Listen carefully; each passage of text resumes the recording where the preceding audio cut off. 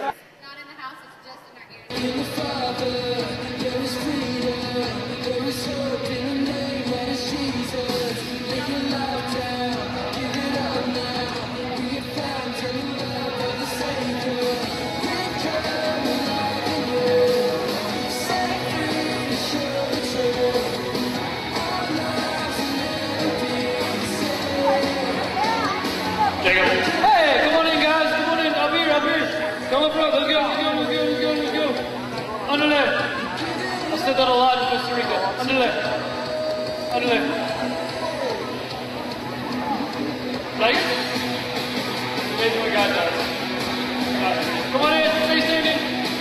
Stay standing. Stand up. It doesn't matter where you sit, where you stand, and where you sit. It might not be in the same place. Come on in. Right down here. Come. Head up. Front. Under that. Let's go. Come on.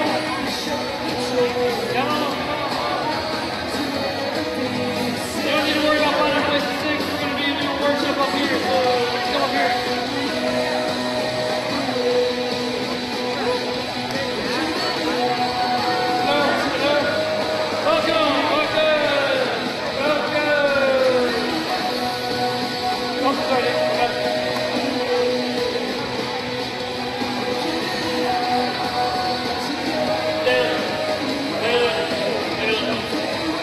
Arjun, come on, come on, come on, come on. Woo!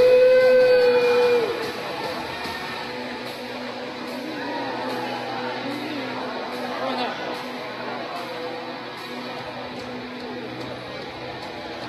Yes, I need to say one. Ready to say one. What's up, guys? Hello, hello, hello.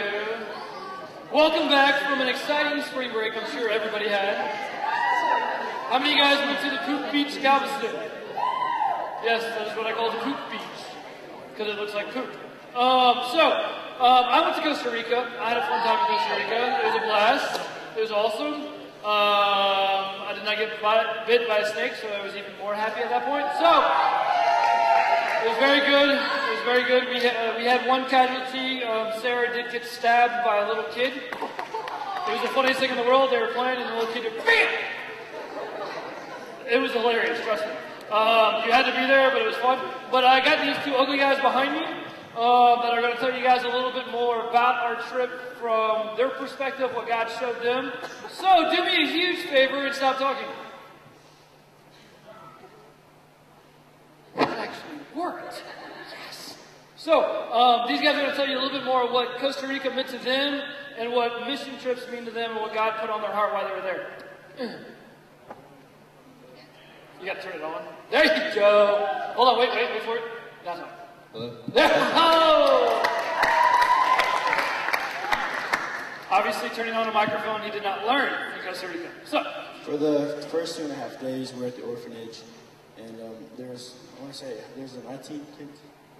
19. There's 19 kids, and there's 2 houses, one for boys, one for girls.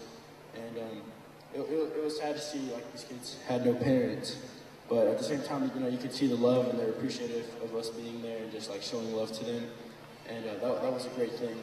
But on Wednesday, like in the last part of the day, we went to La Carpio, which was like when you read about or like hear about poor places like on the side of mountains with metal housing and like garbage in the streets. That's exactly what it was. And we went there, and it was terrible to see. And at the moment, I was really happy and stuff, like because all the kids were happy we were there.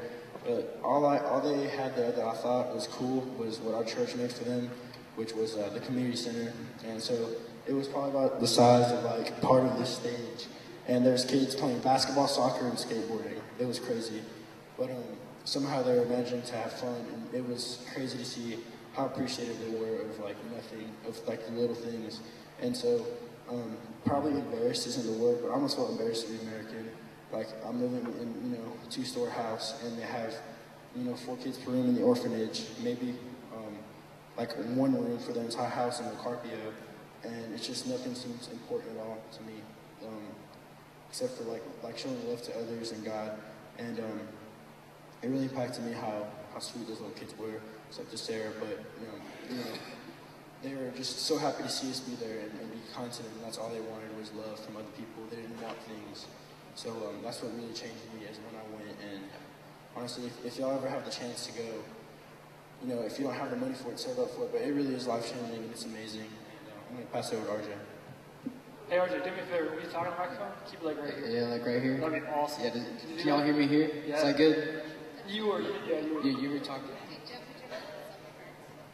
There you go. RJ? Alright, probably the biggest impact I have since I've gotten back is everything here just seems so trivial and meaningless compared to things there. I mean, people are concerned about, whether they got invited to the party or they're hanging out with their friends this weekend and stuff. And in the long run, it really isn't gonna matter at all. And the things that these kids cared about, like, they just wanted someone to play with, Like, they're playing in the dirt, in the streets with nothing. Maybe a football Dalen brought them, no shoes. I mean, they weren't concerned with possessions or trivial things like that, but it was just a very simplistic view that made you step back and just look at things from a completely different perspective. Also, just there's a language barrier because I'm not fluent in Spanish like Daniel is, and all they spoke is Spanish. But That's not true. They did have one English word that they knew. what was that? Actually, it was two. Justin Bieber. Justin Bieber. And we had where's he at? Nick, where you at, buddy? Where you at, Nick? Nick? There you are, buddy! Okay, let me just tell you a funny story about Nick real quickly. they thought he was Justin Bieber. And literally, the only